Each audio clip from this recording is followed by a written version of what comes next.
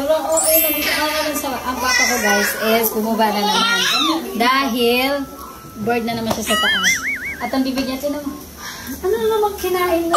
Hindi siya naglandan. Wala siyang kinain. Di ba, ma? Wala siyang kinain, di ba? Kinain, puro kain na nga lang? Hindi, wala yan. Hindi naman obvious. Ano, halata naman. Hindi nga obvious. Wala kang kinain, di ba pa? Ay? Hindi siya naglandan. Wala yan. Ano yan pa? Wala lang. Wala yan. Yung pagbintangan. Niya, oh. Ganito ang kagising lang. Ano na yan? Paliguan, tapos gupitan. Hindi ayaw niya nga magpagupit. Kailangan nga, ganyan siya. May ginagaya nga siya. Ano, lagyan ka ng hairpin. Lagi siyang gano'n na. Siguro nilagay ko pang hairpin. Hindi ba bagay sa iyo? Para ka na si Tutoy Bato.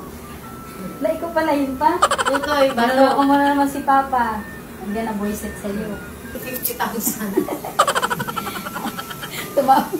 Tumawa. Kaya nga maligo ka nga. Maligo ka ha. Sabi niya, kailangan daw maligo. Tinan mo nga ako, fresh. Di ba? Fresh. Dapat ikaw rin pa. Dapat kung ano yung kinafresh ng anak, hindi yung kinafresh ng tatay. Lagi na lang ganyan. Ha? Parang, alam ko na bakit may balbas na. Robin Padilla. Senator. Kasi ba fresh din. Senator Robin Padilla. Kailangan fresh ka din.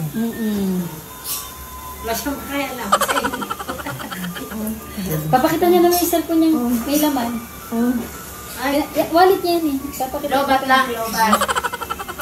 Pero si Papa, kailangan maging fresh siya ngayon. Hindi pwedeng ganyan si Papa. Fresh naman siya kasi di siya nalabas. Pero gusto ko fresh na fresh. Walang balbas, walang bigote, walang hair. Kalbo. So, ayun lang. Natapos na rin maligo. Ang dami pang nangyari. Bagong paliguan. Isa na siya ngayon. Macho. Ang macho ng tatay ko. Wala kayo masasabi, naligo na si Papa. Yes! Naligo na din. yay! Sobrang nakaka-proud. Naligo ang Papa. Sobrang napaproud ako. Tingin daw. Sobrang pogi.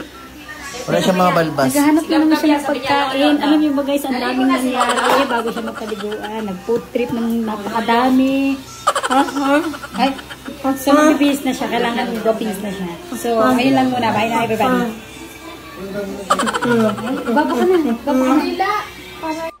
Hi everyone! So today guys, may panibago na naman akong isi-share sa inyo.